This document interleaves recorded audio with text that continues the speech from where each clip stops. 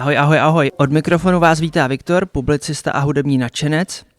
Vítám vás u další epizody podcastu Jazzfestu Brno 32 Bar Dolk. Máme tady kapelu z Berlína. So today I'm hosting a very fresh episode. We've got a band bringing their own kind of swing, somewhere between jazz, funk and beat culture.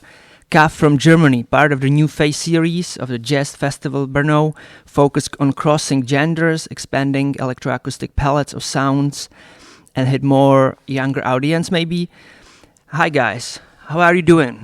Hello. Hey. Good. Hey. Yeah, we're doing good. Yeah. A bit tired from the traveling, of course, but good. Happy to be here. Yeah, traveling from Berlin to Brno, it's quite long. How many hours it take to? I think our train had a little bit of delay as well, so in the end it took from Berlin 9 or something. Yeah, maybe I think 8 hours. 8 hours roughly. Yeah. Yeah, it's a long trip. And are you in some kind of a tour right now, or just Brno stop and some next stop? Actually, no. There is no other stop. So we're only here for the festival, and tomorrow we will go back home. Yeah, I get it. So you're starting spring with the Czech stop here. Yes. Okay. So I want to ask about dissolving boundaries. Maybe you are playing as part of the phase series here in Jazzfest Brno, and it's the first one. And it's kind of focused on crossing genders and pushing a more open contemporary sound. And it's created by one of my friends, Mikuláš Hammerle, and he has very good taste in English. And I really believe in his widespread focus, new music. So I'm really looking forward to it. Kind of excited, yeah.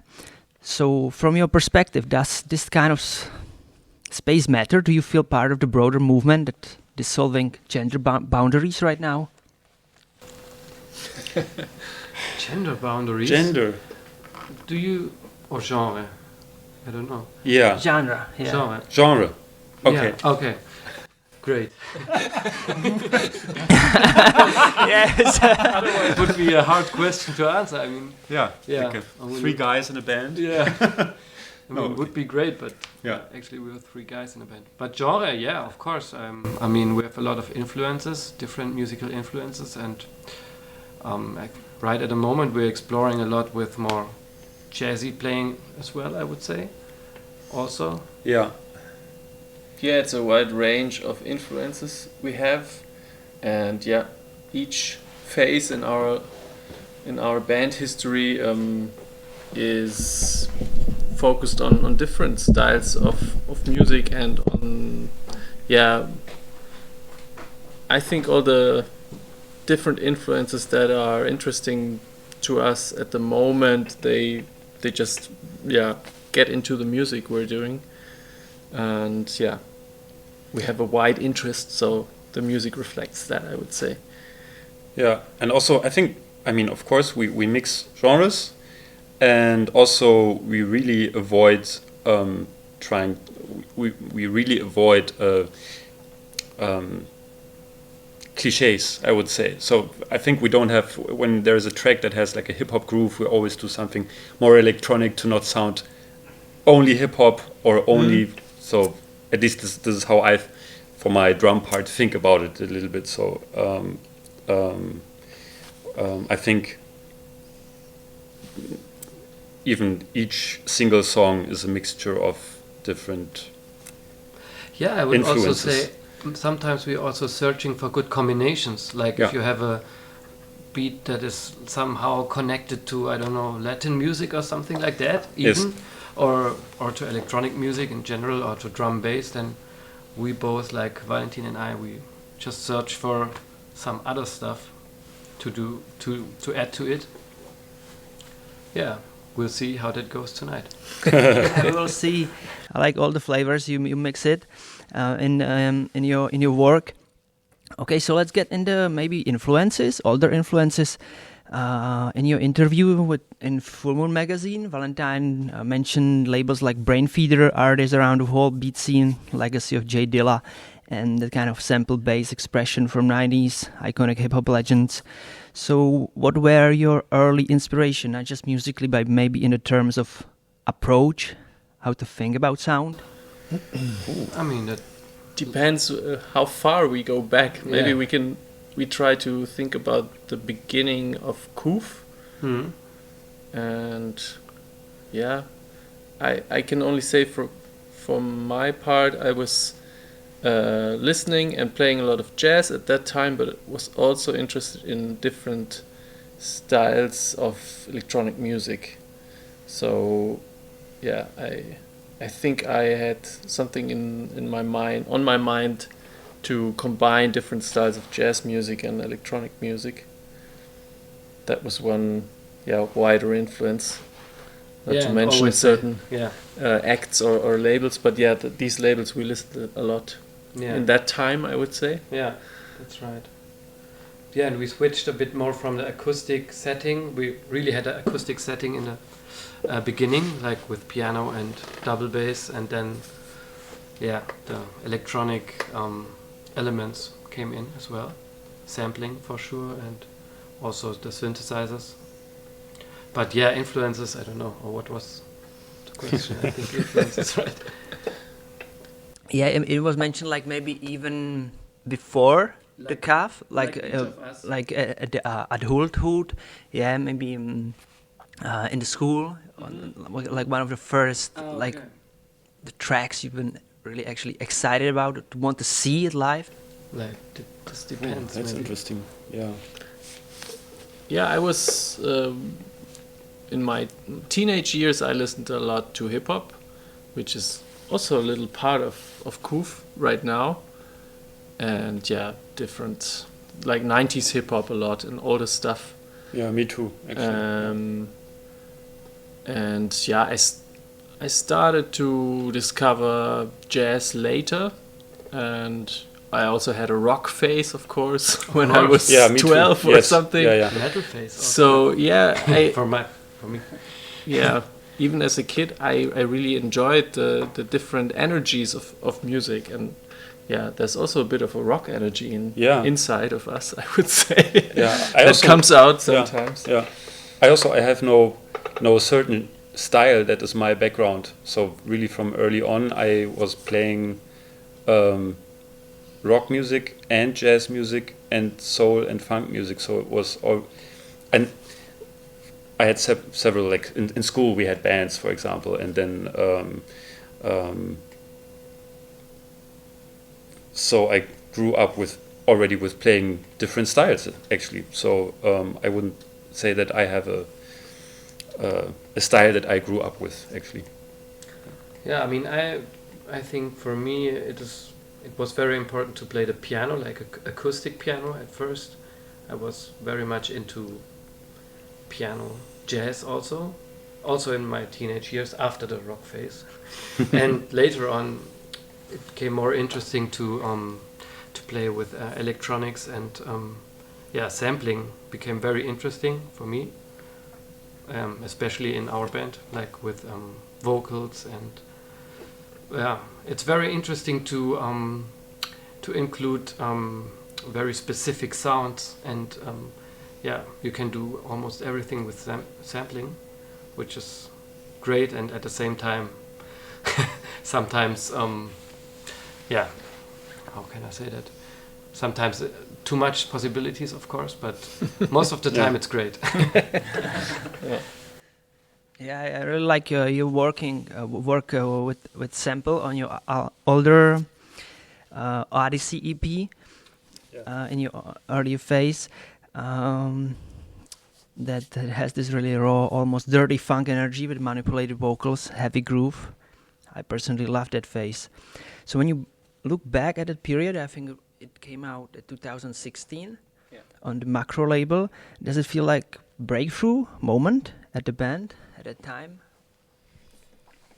Maybe in a creative way we found a new word, or for that time, for 2016, we found a certain style that we developed at that time and that we really liked. And I think we can say that, for example, the first album, Gold, we were in the rehearsal room for 12 days, and we basically almost finished the album like 90%. Like we had a creative flow, so to say, and we were really inspired in that time.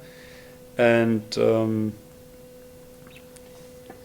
and I think Odyssey, you say, like the Odyssey EP was really one of the first tracks that we had that for us was like maybe like a feeling like we opened the door to a certain style, and then from there developed the whole Gold album record. And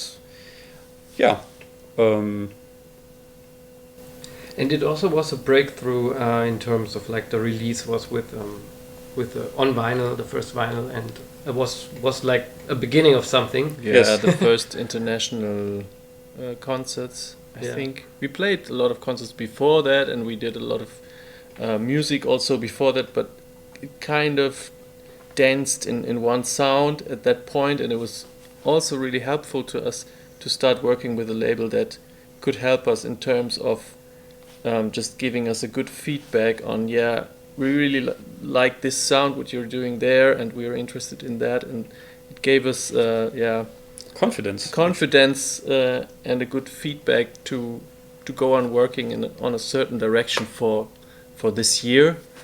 And we had a lot of output just in 2016. And sometimes I feel we put in that track already a lot of the ideas we later on like worked on and put it in like different perspectives on other tracks. Yes. I caught myself cooking and kind of dancing in it in the kitchen. So I really like the groove, dance energy on that one. A lot of these musical reflections. We're writing about vocal elements, how you're doing in the real time. So I'm interested in some kind of source sampling of the records. Were you working with vinyls to sample them, or totally digitally, or you record your own at that time? Or how it's happening now? Yeah, all the samples are recorded. Like not all the samples are recorded by ourselves, but produced by us. And it started with samples I had on my hard disk from friends of mine, singers, that I just like also recorded with them some music they wanted to record, or some ideas, like really jams, and I had that on my hard disk, and then I used it in like our sessions, and it became really interesting to us, and they agreed that we can use it. So later on we also really produced some raw R&B tracks to have our own sample sources. I mean, I would love to take the samples from vinyls, but you never know if you can release it afterwards. And it's a struggle to clear the rights. Yes, definitely in hip hop industry. So we try to have sources that we really like we all like R&B music also, and R&B vocals, I think. So totally. So we wanted to have them, and we also recorded some of the vocals ourselves. Some of the vocals you can hear is just us. Singing, but pitched.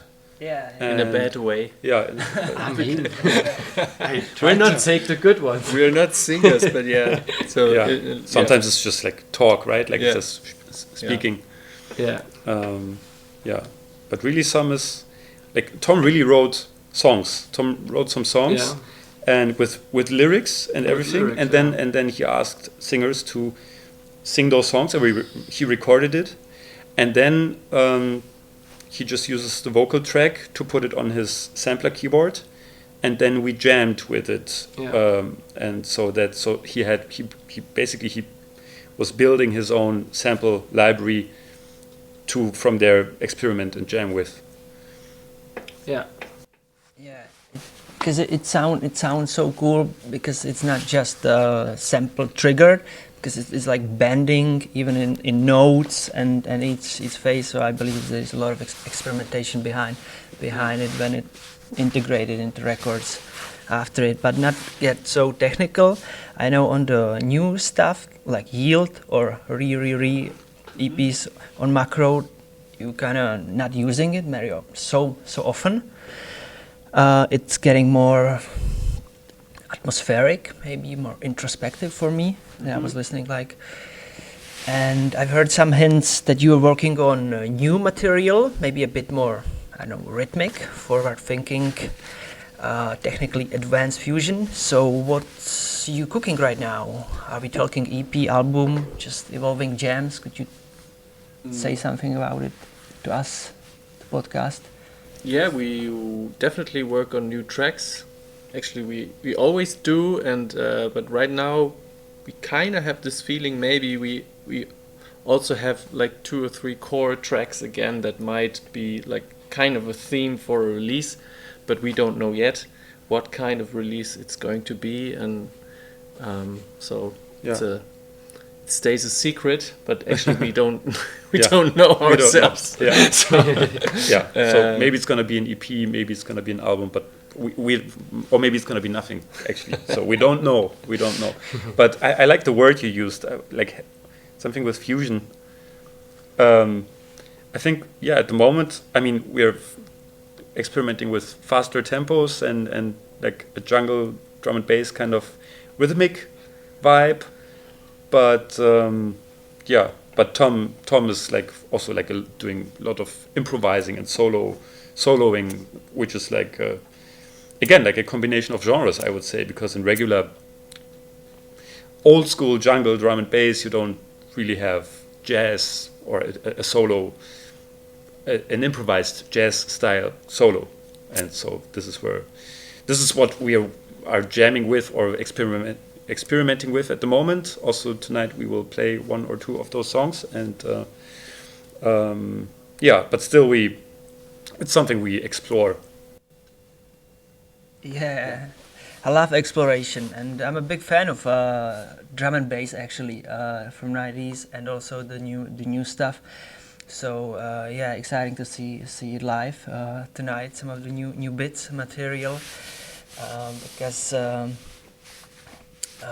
it's amazing to see crowds moving on this kind of music, because a lot of the concerts of the Jazz Fest Brno are on the sitting, which I do not prefer. I like the actually moving with the music and with the sound.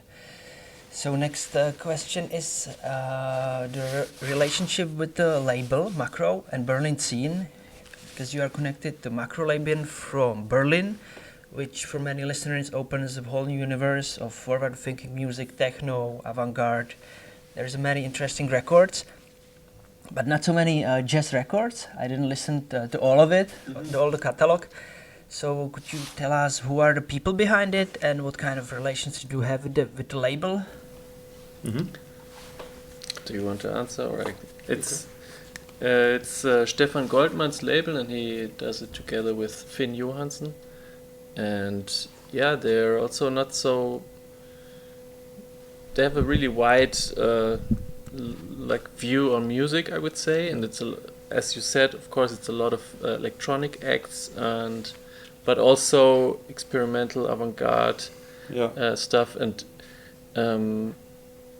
I can add something. So Stefan Goldmann and Finn Johansson, they are both DJs. And they are both music journalists, so they are both like really knowledgeable also about electronic music scene. Much more than I think I can say. They are so much more knowledgeable about like maybe electronic music history or the Berlin scene or the techno scene, and or at least at the time when we met. And for us it was a big opportunity to release on that label, also because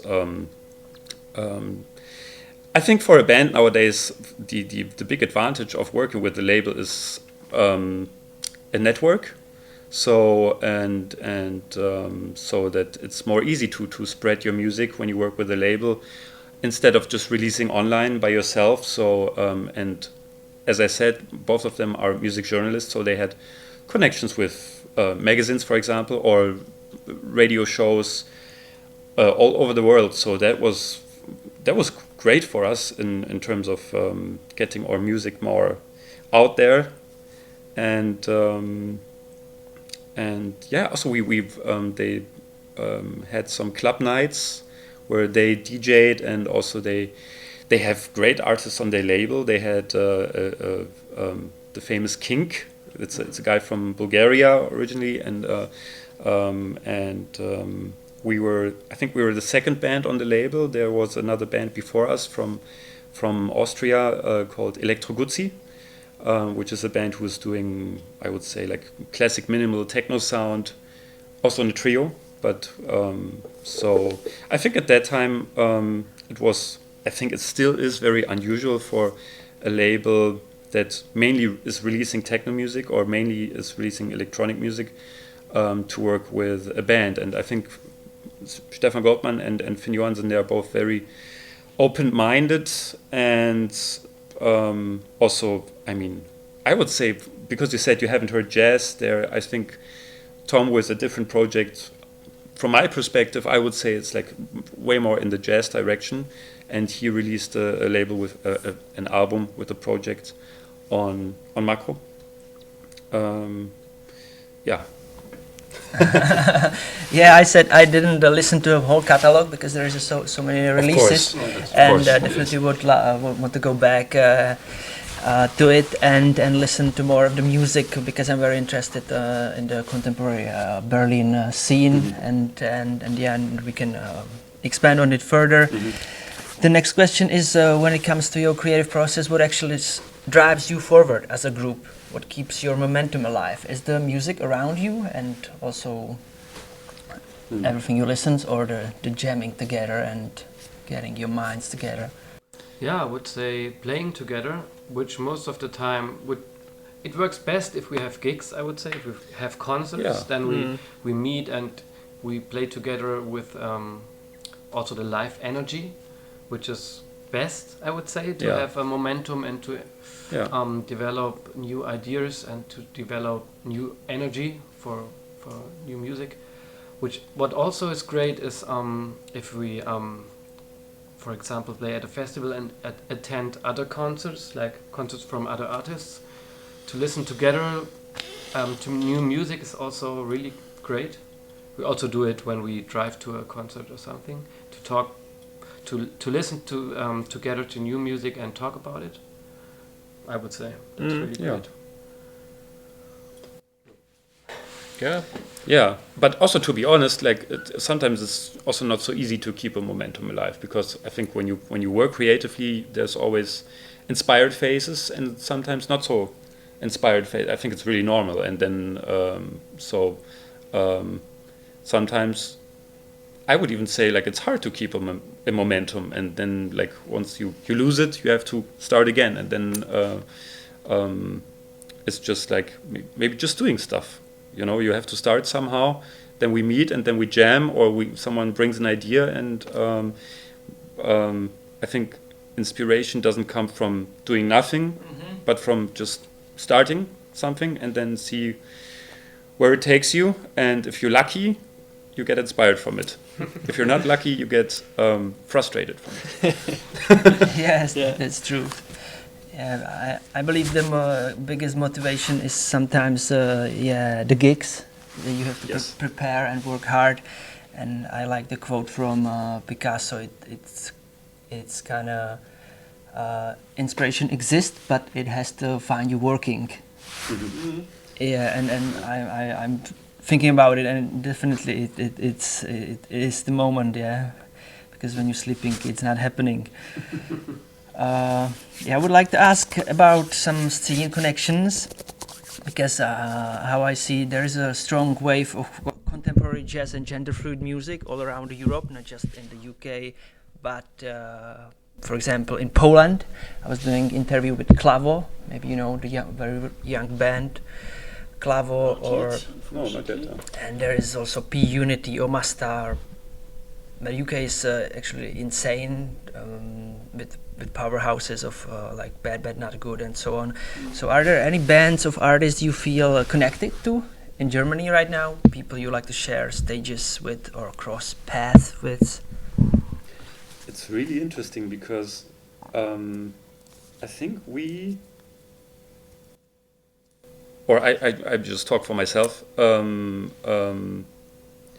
There are not so many German bands that I can think of right now, or acts that okay, one is, I would say, Brandbrauer Frick, which in the beginning was definitely an inspiration, also because we know them, or the Paul Frick we know quite well, and I think this, yeah. So in terms of German bands, maybe we can mention Brandbrauer Frick as one of the inspirations.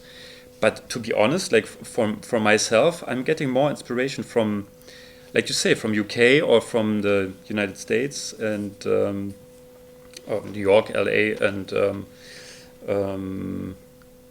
yeah. I mean, or sometimes when we play somewhere, yeah, and we get to listen to some local bands we don't know. Yeah, that's true. Then yes. Sometimes you're really inspired by them. Because, yeah. Okay. Yeah. Yeah, this I agree. This I Yeah. didn't think about at the moment. Yeah, yeah. But I can't think of a special.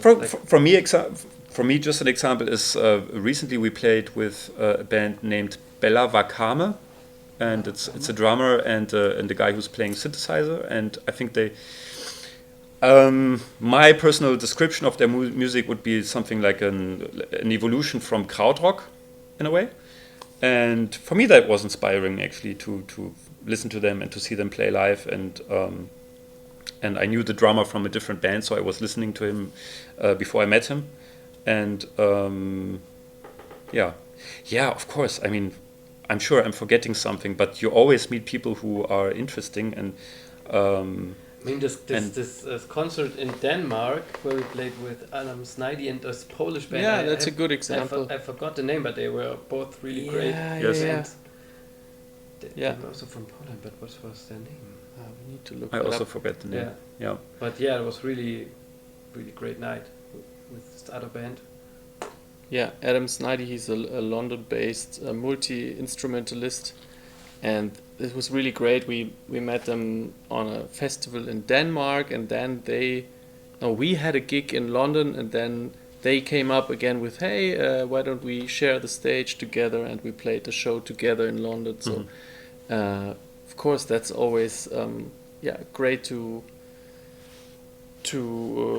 develop the network, and it's always inspiring. Roll. Yeah, as well. James Sue, we recently had a double bill gig at Gretchen in Berlin with James Sue and Niels Broos. They were great. Yeah. Yes, but those are not Berlin artists, because your question was about the Berlin scene, and I was just thinking, because you mentioned Gretchen, I think in terms of scene, I could really say that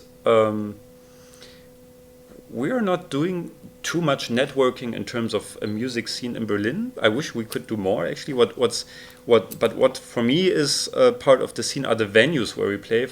We played in Gretchen. Gretchen is a club in Berlin, and I think it's a really good place for every kind of music that is a mixture between jazz or world music or electronic music or hip hop or club culture. So for me this is a really great curated space in terms of which acts are playing there. So for me personally, I think about in terms of a music scene, I feel like a part of the music scene also by playing in those venues where other acts are playing. Also we were playing in a place named Kantine am Berghain, which is a smaller concert venue next to the famous big club Berghain, which is the famous techno club. But next to it, there is a 200 people club. A club for live music where there is a stage and bands are playing. And I think also in this, like playing there also was good for us in terms of being associated with live music in the context of club music, just because it's part of the Berghain. And so for me personally, I would say that the venues are a little bit of the connecting part between us and the Berlin scene where we play, and I mean, we also all of us also play in other projects as well, and so we're also part of the scene, of course. In this kind of sense. Yes, that's But as KUF, we don't. I don't know. Yeah. I mean, we did collaboration with Paul Frick. Yeah. You did collaboration with Stefan Goldmann. Yeah. Finn Johansson did some DJing. Yes. And we had this event series, but in 2018 or something. Yeah. Where we also invited other artists. That's actually I also forgot about this. Yeah, we did not only music artists. Sometimes we also work with visual artists. Organizing event series and yes, kind of where we had like a series in a very nice place in Berlin, which was a very undergroundish place and like non-official, I would say. Yeah. And so I'll leave it at that. And but there we had some events, inviting other artists, having other acts play. We once had a Ukrainian visual duo, and we met them in Prague like years. Yeah, I think on our first Czech tour we met a couple from Ukraine. They used to live in Prague, and then they came to Berlin to do a night together with us, and they were doing visuals. Like visual artists. Visual artists, just like video improvising to our music, and that's also another can also be really inspiring, not only on the musical level but also on the visual level, and to work with different artists in that field. I'm a fan of this audiovisual events and production, like Lunch Meet in Prague, and I've seen it in a lot of records and videos from your concerts that you are working with the screens and projection and some abstractions. So would you like to expand it further to maybe some detailed live shows, or to keep it simple without just lighting and distractions? It's a good question. We discuss it a lot, I think, because it has both has like pros and cons, I would say. And for the audience, it has this immersive feeling when we have the visuals, that you're just kind of surrounded by the visuals, and it also takes you into like maybe a really deep journey, or a little bit cinematographic. Yes, you know what I mean. Is this the right word?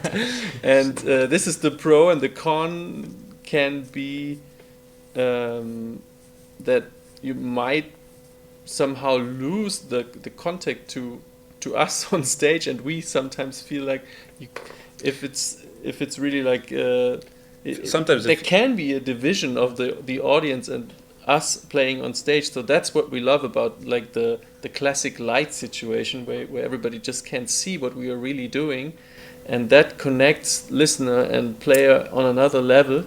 Yeah. So you can't have really both at the same time. So we sometimes do this, and it really depends on the location, because there's locations where it's just great to have the visuals. Sometimes we play even in cinemas where it's just where we have a huge screen, and then of course it's nice. And then again, I don't know, on a festival stage, it doesn't really make sense to have the visuals because it might be daylight or whatever, and we also enjoy that a lot. So we are not we don't have fixed setting for this one, and it's also interesting to have different settings to keep yourself busy.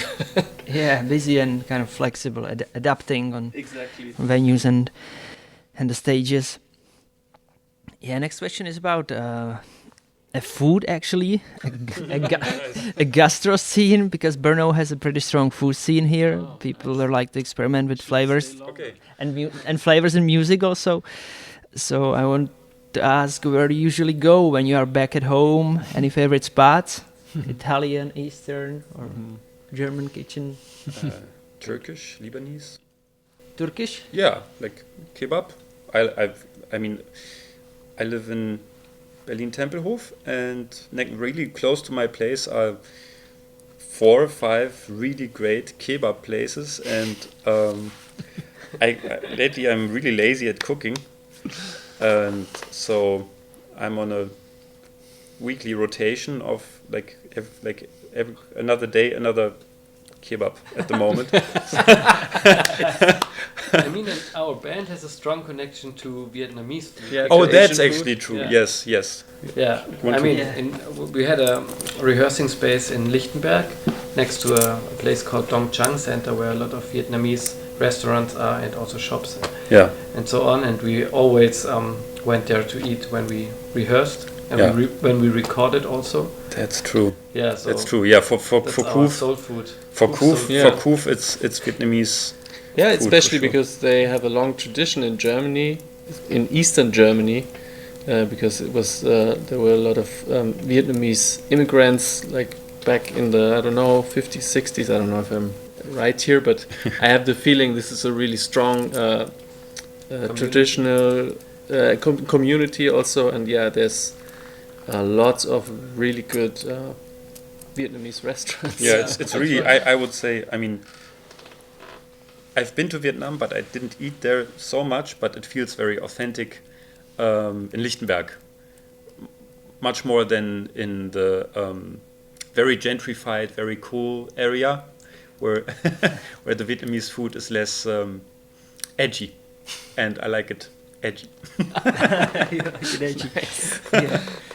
Yeah, Vietnamese food could be amazing. There is a lot of also Vietnamese people in Brno doing their stuff and cooking for not for families but for visitors. Yeah, and I've heard Valentine has a soft spot for Czech beers. I read it in the interview, and some lagers maybe. So what's your favorite? If so. I think we had sorry. Yeah. To be honest, I sometimes I drink a beer and I really love it, and then I kind of forget what was the brewery. What was it? The only one is probably really like because it's huge and commercial, big one. But I love the Pilsner Urquell. Yeah, that's. We even was went to the famous in Germany. brewery once in Yeah. Pilsen. We went. After the concert, Yeah. yeah. But I also forget it, but it's always great. But I think also we had some. It was very often that it was also local beer, right? Yeah. When we play at different venues in various cities around Czech Republic, then we just at every venue we try a new beer, and it's always the good. average level is It's just always really high. Yes. That's probably Yeah. what I wanted Yeah. to say Yes. in the interview. Yeah. Every beer in Czech it's never disappointing. Yeah, Czech love to produce beer with love and with quality, but it's also in Germany a lot of craft beer scene is really rich and strong there, and I like it sometimes. Yeah, guys, I got a kind of like outro last question. Maybe we can further expand, but you would like to chill maybe before concert. So what would you like the people here in Brno to take away from your show tonight? A feeling, an energy, just a groove in your body? Yeah, that's some kind of energy. It's always nice when we have the feeling that the energy we want to produce is really like we can really reach an audience with the energy, and then in the best case the energy that the audience feedbacks on stage like makes us play even like harder and with more fun and more enthusiasm, and so it's really one thing like creating a good night together. Yeah, and so that's always the goal, I would say. Yeah, and what I could add is that so we have lots of parts that are improvised. So I think we also don't know for some parts how it's going to be and how it's going to happen. And we just had sound check, and the room is really. We just talked about it on the way here that when you play in a room that has a stage,